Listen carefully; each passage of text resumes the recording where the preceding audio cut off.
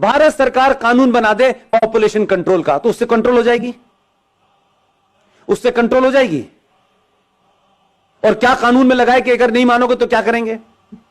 क्योंकि आपको बीमारी है, हिंदुओं को बीमारी है, हमें नौकरी चाहिए, वो भी सरकारी। उन्हें नौकरी नहीं चाहिए, आपकी नहीं चाहिए, उनको नौकरी नहीं चाहिए, आपकी सब्सिडी। क्या करेंगे आप?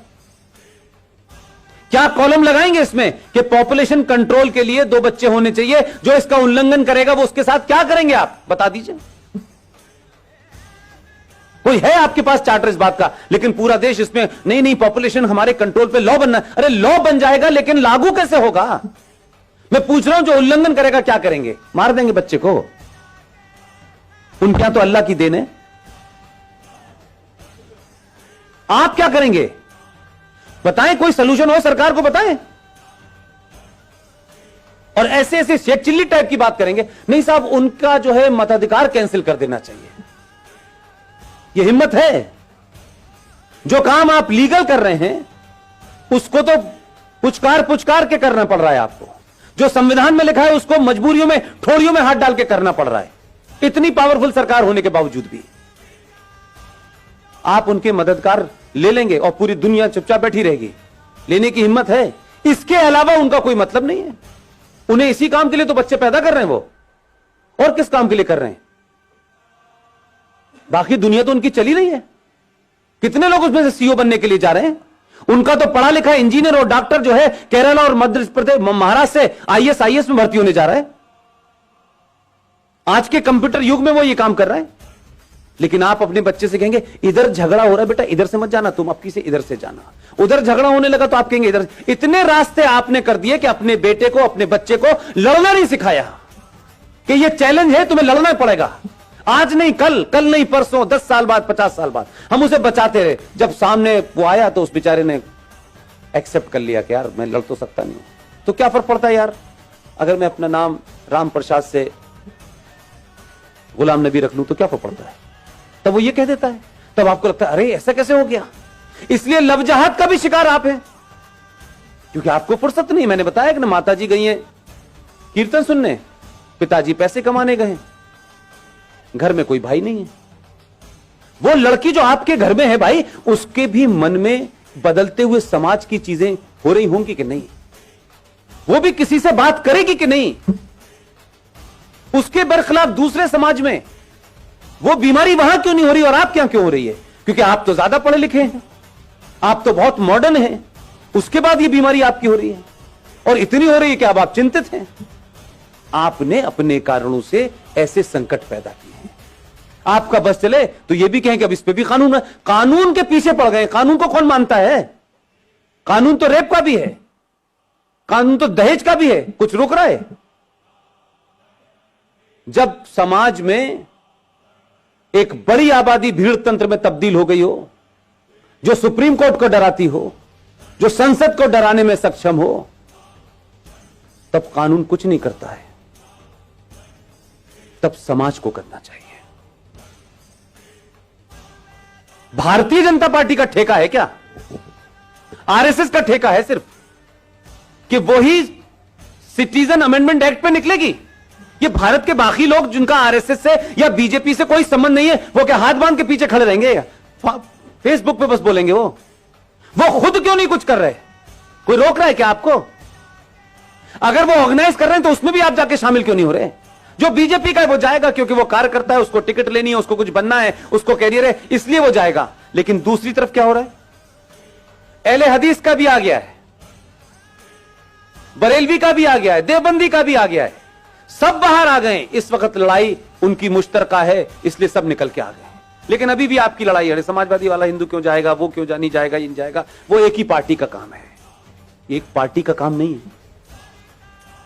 ये citizen amendment bill Bharatiya Janata party का एजेंडा नहीं है। वो पॉलिटिक्स में है, उनकी पार्टी सत्ता में है, इसका मतलब नहीं सारा ठेका उन्हीं का है।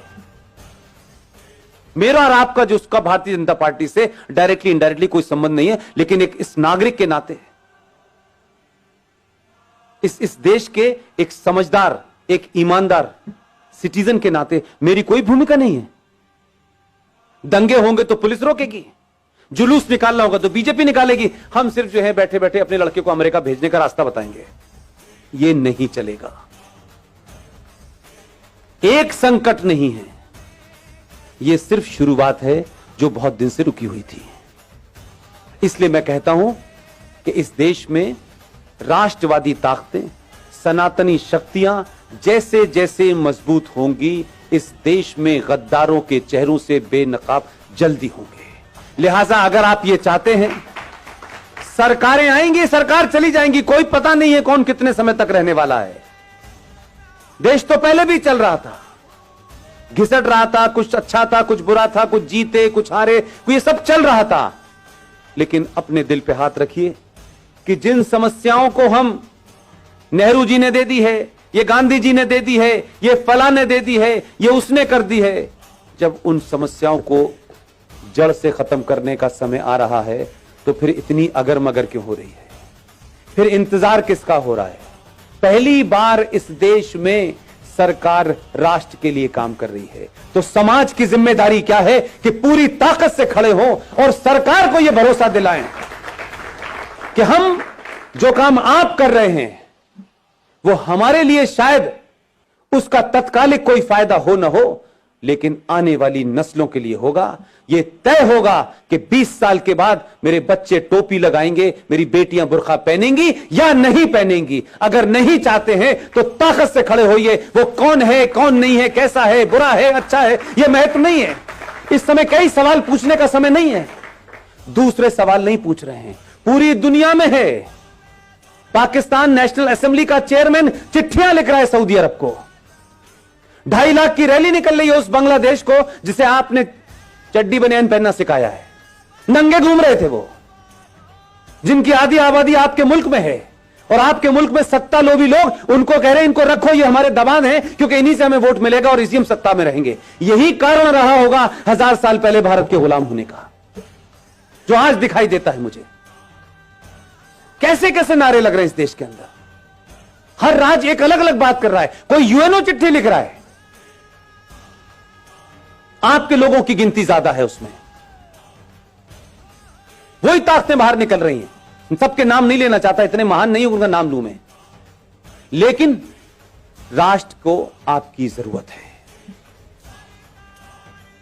और आप समझ लीजिए, हम सब लोग इतने बेहया हो चुके हैं, इतने बेगैरत हो चुके हैं कि हम जरा सा अगर हमारे आदमी में कहीं कमजोरी हो गई, जरा सी कहीं हल्का सा भी वो कमजोर पड़ा, हम पहले लोग हैं जो ये कहेंगे। हम बहुत कह रहे थे यार इतना नहीं करना चाहिए था, देखो इसने इतना ज्यादा कर दिया था, हम इतने मक्कार लोग हैं। हम उसके बुरे वक्त में, क्योंकि ये उसका बुरा वक्त नहीं है, ये देश का और राष्ट्र का बुरा वक्त है। इस वक्त कुछ भी नहीं सोचना है मुझे, न मैं सोचना चाहता हूं, न मेरी कोई महत्वाकांक्षा है। हम अगर 5 लोगों को जगा सकते हैं तो 5 को जगाएं, क्योंकि हमारे यहां कुछ लोग सो नहीं रहे हैं, हमारे यहां जगे हुए लोग भी सोने का बहाना कर रहे हैं। लिहाजा ऐसे सम्मेलन हर दिन होने चाहिए, हर जगह होने चाहिए, सड़कों और चौराहे पर होने चाहिए और खुले में होने चाहिए, ताकि एक बार में लाखों लोग सुने। इसकी यह महत्वता नहीं है कि इसमें कौन बोलने आया है, कौन चीफ गेस्ट है, कोई ना कोई आता रहेगा। और आपने सोचा भी नहीं होगा कि इस देश में 15-20 लोग इसी समय देश के अलग अलग कोनों पे बोल रहे हैं। उनका किसी पार्टी से कोई संबंध नहीं है, वो किसी पार्टी के ऑफिस नहीं गए। हमारा राष्ट्रवाद राज्यसभा की कुर्सी तक महफूज नहीं रहना चाहिए। अब हम राज्यसभा में आ गए तो हमारा राष्ट्रवाद पूरा हो गया, अब हमें सत्ता की मलाई खानी है। उससे पहले हम बहुत राष्ट्रवादी थे। मैंने कई लोगों को रातों रात बदलते देखा है पिछले 6 महीने में, माफ कीजिएगा। एकदम दुकान बंद हो गई है उनकी, अब वो पॉलिटिकली करेक्ट हो गए हैं। अब उन लोगों में बैठना है जिन्हें इंटेलेक्चुअल कहा जाता है।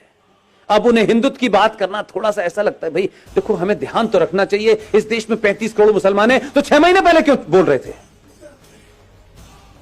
इसलिए आपके यहां ईमानदारी नहीं है। 15-20 लोगों में चाहे मेजर जनरल जीडी बख्शी हो, कर्नल RSN हो, सुशील पंडित हो, गौरव आर्या हो, ललित अंबरदार हो, इनमें से कोई एजेंडा है किसी का? रोज टेलीविजन पे आप देखते हैं, रोज कहीं ना कहीं भाषण चल रहा होता है उनका। किस लिए? क्या सिर्फ 90 करोड़ हिंदुओं में यही 10-15 लोग हैं? क्यों नहीं हर घर के अंदर 2-2 लोग पैदा हो रहे हैं? क्यों हम ये मानते हैं कि राष्ट्रवाद एक शाम में चाय पीने जैसा है, कोई थोड़ी देर के लिए राष्ट्रवाद भी बात कर लें? कुछ लोगों का राष्ट्रवाद 9 बजे रिपब्लिक टीवी देख के शुरू होता है और 11 बजे कहते हैं बस भारत माता की जय, सो जाओ। राष्ट्रवाद जीना होता है। अगर आपको अपने पे गर्व नहीं है, अपने इतिहास पे गर्व नहीं है, आपको बौनों जिन्होंने गुलाम बनाया है, अगर आप उनको महसूस कर रहे हैं, आप उनको मजबूरी में आपको झेलना पड़ रहा है, तो इसका मतलब यह है कि आपके अंदर कोई अपना स्वाभिमान नहीं है। जिसमें स्वाभिमान नहीं होता उसे राष्ट्र की कोई चिंता नहीं होती, उसको किसी भी हालत में रख दो, वो एडजस्ट कर लेगा, वो नाम बदल लेगा, वो धर्म बदल लेगा, वो लड़की की शादी करके एक नया रिश्ता बना देगा और नाम लगेगा, रख लेगा अपना शब्बीर कुमार। वो कुछ भी कर लेगा। अगर जागृत समाज होता तो उस दिन बोलना चाहिए था जिस दिन गुलशन कुमार की हत्या हुई थी। आप 3 चीजें रख रहा हूं रवि भाई, ध्यान दीजिएगा। इस देश की प्राइमरी एजुकेशन को हमने क्रिश्चियंस के हाथों सौंप दिया है, राइट? इस देश के इतिहास को हमने 70 सालों में कम्युनिस्टों के हाथों में सौंप दिया था। और तीसरी चीज बताऊं, इस देश का एंटरटेनमेंट आपने जिहादी मुसलमानों के हाथों छोड़ दिया। आपकी तीनों चीजें आपके पास नहीं है, इसलिए गुलशन कुमार की हत्या हुई, आप समझे ही नहीं कि उसका क्या मसला था। गुलशन कुमार की हत्या भारत की एंटरटेनमेंट इंडस्ट्री के अंदर भजन, कीर्तन और मंदिर को बाहर कर दिया उसने। और अब मौला रे मौला होता है, लड़की हिंदू घर की होती है, लड़का मुसलमान घर का होता है। हर फिल्म में बताया जाता है इस्लाम कितना अच्छा है, हर फिल्म में बताया जाता है कि मुसलमान कितना अच्छा होता है। आपकी नई जनरेशन इसी चक्कर में गफलत पे है। ना आपने खुद इतिहास लिखा है, ना प्राइमरी एजुकेशन आपके पास है, ना ही इंटरटेनमेंट का कोई नैरेटिव आपके पास है। इसलिए दिवाली पे सलमान की पिक्चर रिलीज होगी, ईद पे शाहरुख की होगी और क्रिसमस पे आमिर खान की होगी। आपकी फिल्म कहां बन रही है, कैसे बन रही है, पता नहीं। हम अपने आइकॉन नहीं ढूंढते। और कोई आदमी राष्ट्र के लिए बिना किसी लालच के कोई काम भी कर रहा होगा तो सबसे पहले हमें उसी के अंदर कुछ नुस्ख निकालना होता है। हम उसको कैसे मजबूत करें इसकी हमें चिंता नहीं होती। हम एहसान करते हैं